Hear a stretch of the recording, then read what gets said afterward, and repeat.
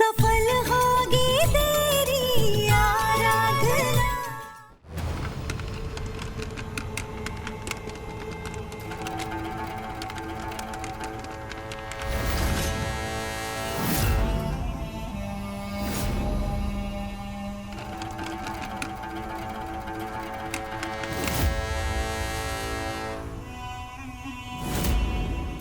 क्या कर रही? अब इससे आराधना का गैस धीमी आंच पे चलेगा।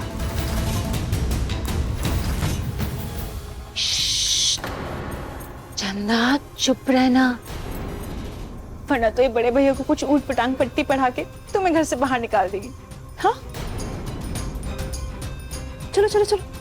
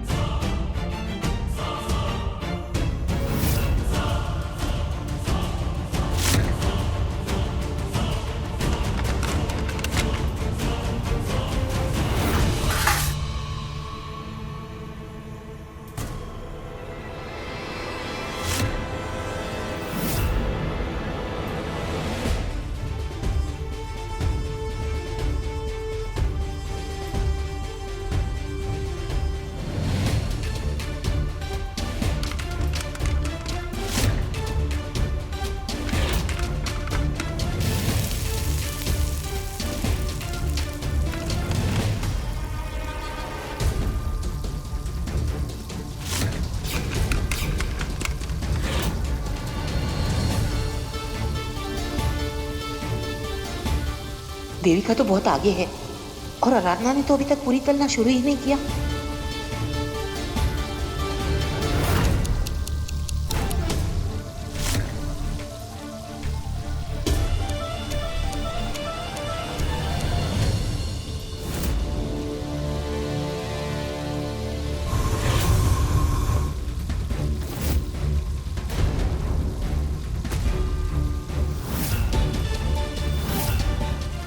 इस चूल्हे को क्या हो गया?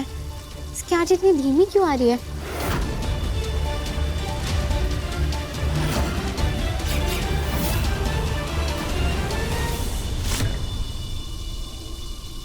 क्या हुआ आराधना? पता नहीं दादी, ये चूल्हा बहुत ही धीमा है।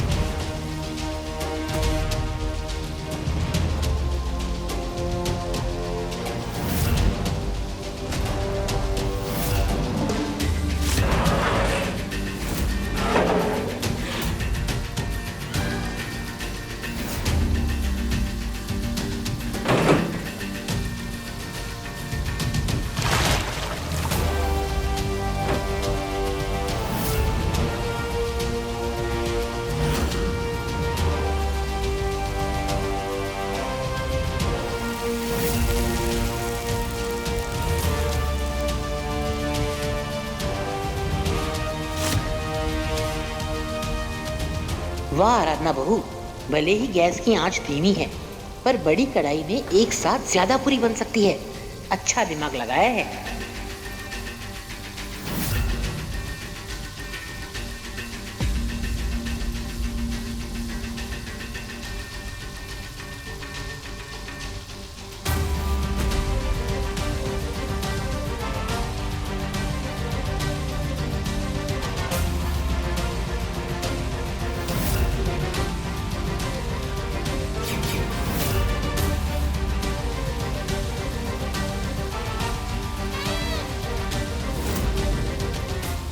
पचासी, 90,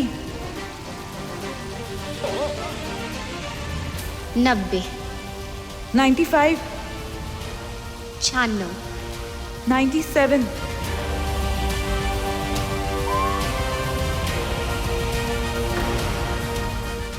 ये हुई मेरी 101 पूरियां।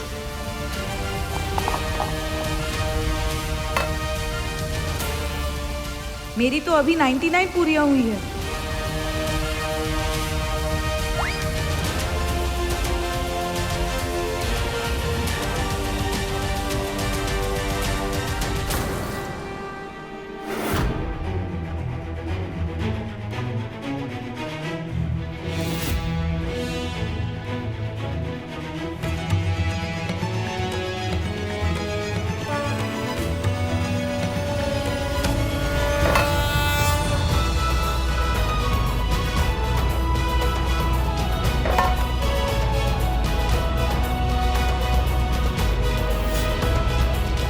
जय मां अन्नपूर्णा देवी।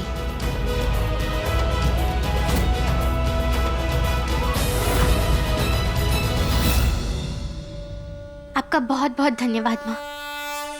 आज आपने मेरा साथ देकर मेरे मंगलसूत्र की लाज रख ली।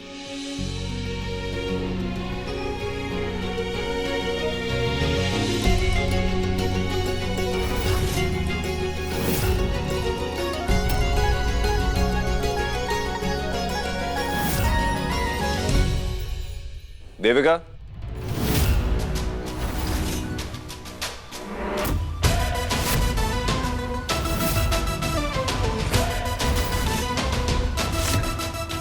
जीतने से ज्यादा जरूरी है पार्टिसिपेट करना।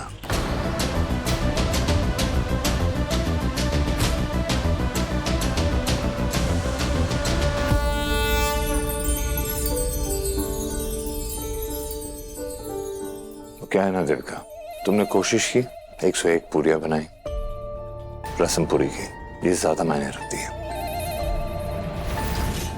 और रही बात आराधना के मंगलसूत्र की, मैंने उसे दिया है तो उसका है।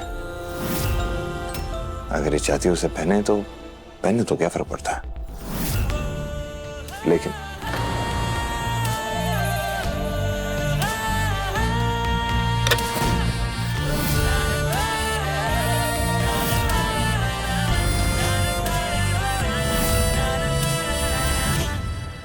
तुम्हारे लिए एक नया मंगलसूत्र लिया है मैंने। आई होप ये तुम्हारे लिए ज्यादा मायने रखता होगा।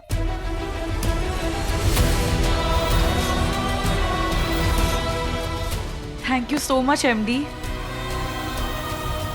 शादी में यही मंगलसूत्र मैं तुम्हें पहनाऊंगा।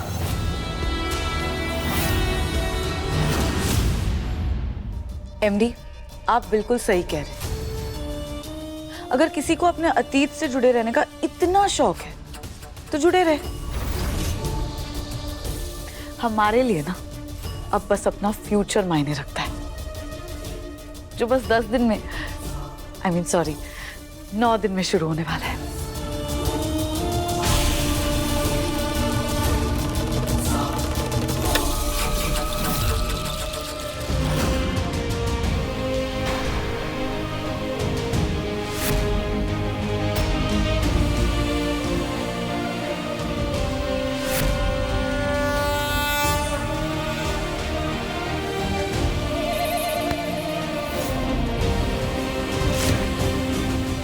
एमडी आइए, आप चलिए आराम कीजिए।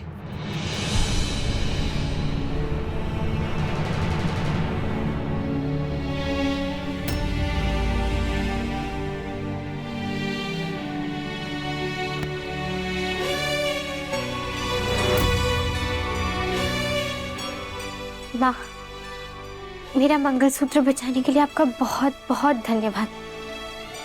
लेकिन मुझे आपकी मदद की जरूरत है। 9 दिन में ही शादी होने वाली है, लेकिन देविका जी के साथ में ये परिवार सुरक्षित नहीं है। मैं हर कोशिश करने के बाद भी आखिर में हार जाती हूँ। कभी कभी तो मुझे ऐसा लगता है ना कि मैं ये लड़ाई कभी जीत ही नहीं पाऊंगी। साहब जी भी बहुत अजीब सा बर्ताव करने लगे हैं, और ये बात सिर्फ मुझे नहीं, सबको लगती है। ऐसा लगता है जैसे देविका जी ने उन्हें अपने वश में करके रखा है। ये बात हमारा वहम है या सच में इस बात में कोई सच्चाई है, इसका संकेत दीजिए ना। कोई रास्ता दिखाइए माँ।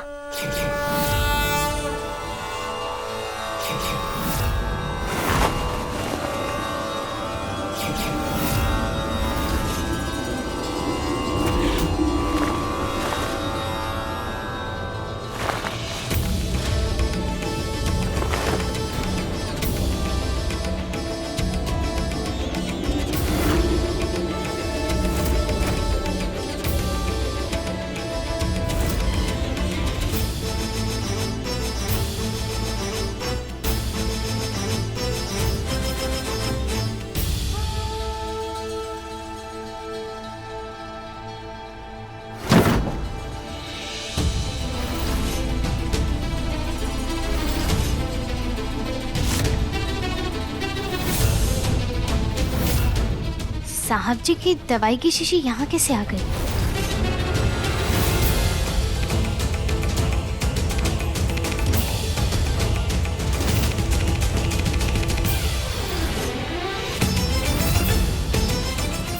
जहाँ तक मुझे याद है, आपको वो पीली दवाई खाने का समय हुआ है ना?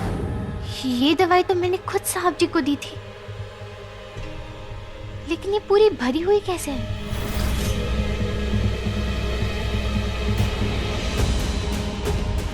अगर साहब जी ये दवाइयाँ नहीं ले रहे थे तो फिर कौन सी दवाई ले रहे थे वो? क्या हो गया आपको? अब ठीक है? वो बस थोड़ा सर फटा जा रहा है और आपने दोपहर की भी दवाई मिस कर दी थी ना, इसीलिए आपका सर दर्द हो रहा है। कहीं देविका जी ने साहब जी की दवाइयाँ बदल कर उन्हें कोई दूसरी दवाई तो नहीं दे दी? क्या देविका माधव को दूसरी दवाई दे रही है? पता नहीं दादी, लेकिन मुझे ऐसा लग तो रहा है।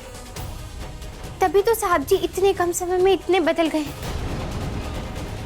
और उनकी तबीयत ठीक होने के बजाय ना और बिगड़ती जा रही है। आए दिन उन्हें सर दर्द होती रहता है और वो पहले से कई ज्यादा गुस्सैल और चिड़चिड़े भी हो गए हैं। पहले मुझे ऐसा लग रहा था कि ये सब ना शायद उनकी सर्जरी की वजह से हो रहा है, लेकिन अब लग रहा है कि इसकी वजह कुछ और ही है। पता नहीं, मैं इसमें गलत भी हो सकती हूँ, लेकिन देविका जी साहब जी के साथ ऐसा करेंगी क्यों? वो तो उनसे इतना प्यार करती है ना, फिर वो उन्हीं को बीमार क्यों करेंगी? उन्हें ऐसी तकलीफ क्यों पहुंचाएंगी? कुछ औरतों का प्यार सनक की हद तक होता है। वो अपने पति को अपने वश में करने के लिए कुछ भी कर सकती हैं। लेकिन ये कौन सी जबरदस्ती वाला प्यार है? ऐसे में तो वो साहब जी को ही नुकसान पहुंचा रही है ना। छोड़ेंगे नहीं हम इस लड़की को, अभी से घर के बाहर करते हैं। नहीं दादी, संभालिए अपने आप को। आप जानती हैं ना देविका जी कितनी चालाक है। ऊपर से हमारे पास इस बात का कोई पुख्ता सबूत नहीं है, तो वो इस इल्जाम को नकार कर आप ही को इसमें फंसाकर आपको घर से बाहर निकलवा देंगी। वैसे भी आजकल साहब जी तो उन्हीं की बात सुनते रहते हैं। ऐसे में मैं आपको खोने का खतरा नहीं उठा सकती। हमें वही करना होगा जो हमने सोचा है। धीरे धीरे हमें देविका जी का सच सबके सामने लाना होगा, क्योंकि हमारा एक भी गलत कदम साहब जी को हमसे दूर कर सकता है। सबसे पहले तो हमें ये जानना होगा कि क्या देविका जी सच में वो दवाइयाँ बदल रही हैं या नहीं, और अगर ऐसा है ना तो हमें उन दवाइयों को बदलकर असली दवाइयाँ वहाँ रखनी होंगी, और फिर ये पता लगाना होगा कि वो नकली दवाइयाँ आखिर करती क्या हैं। इसके बाद ही हम आगे के बारे में सोच सकते हैं। वो सब तो ठीक है आराधना, पर हम ये करेंगे कैसे?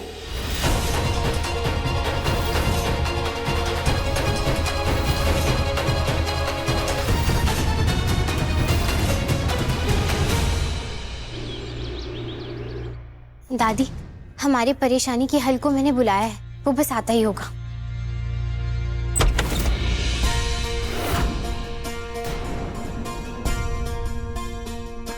खुश रहो। अरे आलोक निधि, तुम लोग ई माधव के मौसी के बेटा बहू हैं। आओ अंदर आओ। माँ,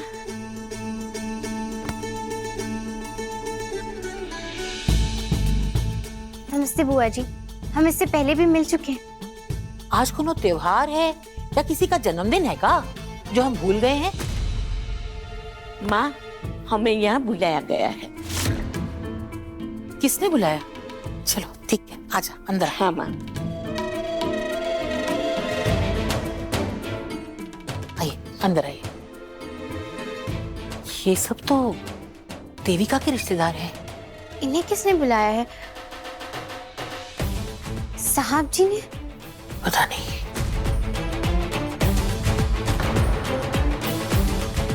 ये तो दामिनी और देविका के माँ बाप हैं। खुश रहो। आइए।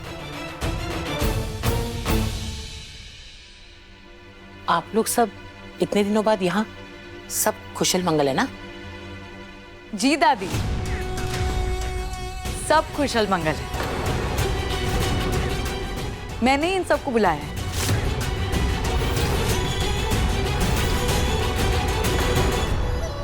लेकिन क्यों?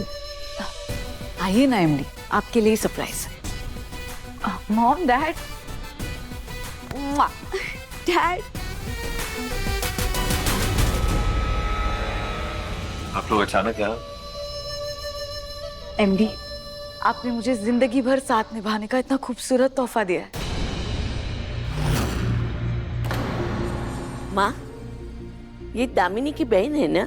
जी बुआ जी, दामिनी की बहन तो मैं हमेशा ही रहूंगी, लेकिन अब मैं एमडी की पत्नी बनने वाली हूँ।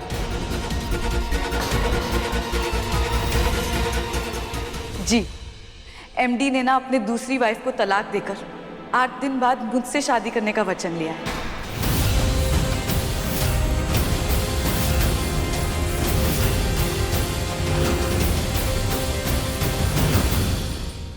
वो क्या है ना, वक्त बहुत कम है, तो मैंने सोचा कि सबको यही बुलाकर ना खुशखबरी दे दूं। अब शादी की रस्में भी तो शुरू करनी है। वैसे मेरे घर वालों ने तो कोई तैयारी की ही नहीं।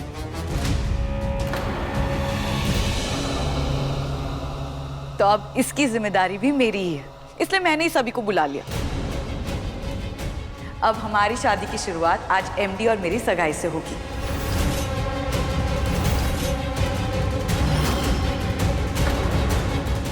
माधव, ये सब क्या हो रहा है? हमें किसी ने कुछ बताया नहीं, किसी ने कुछ कहा नहीं, और ये सब। दादी का कहने का मतलब ये है देविका कि इतनी जल्दी सारी तैयारियां कैसे हो सकती है? हाँ देविका, और तुमने हमें भी कुछ नहीं बताया, बस जल्दबाजी में यहाँ बुला लिया। अरे पड़ोस से कुछ सलाह मशवरा तो करना चाहिए था, तुमने तो सब कुछ खुद ही अरेंज कर लिया। इतनी जल्दबाजी में रिश्ते नहीं तय होते। क्यों माँ? दामिनी दी का रिश्ता भी तो ऐसे ही हुआ था, इतनी जल्दबाजी में। आपको तो खुश होना चाहिए ना, आपकी बड़ी बेटी और आपकी छोटी बेटी दोनों का रिश्ता इसी परिवार में हो रहा है, और आपकी नाती को माँ के रूप में मासी मिल रही है। इस सबसे अच्छा और क्या हो सकता है? और सिर्फ एमडी और मैं ही नहीं, ये पूरा परिवार, यहाँ तक कि दादी भी इस रिश्ते को स्वीकार कर चुकी है ना दादी? तो फिर प्रॉब्लम क्या है? दरअसल बात यह है कि ये माधव भी यही चाहता था, इसलिए हमने उसके फैसले को अपना लिया। और ये एमडी की सेकंड वाइफ, इसे भी ना कोई दिक्कत नहीं है, इसने भी खुशी खुशी एमडी को तलाक दे दिया है। आखिर था तो नाम का ही रिश्ता ना।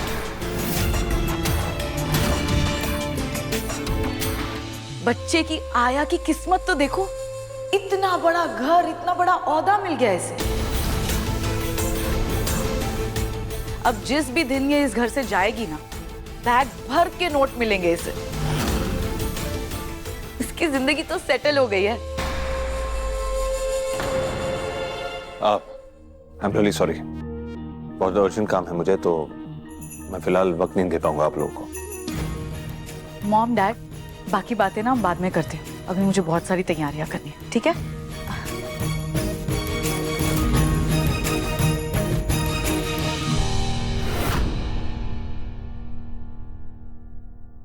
एमडी, आप मेरे सरप्राइज से खुश नहीं हुए?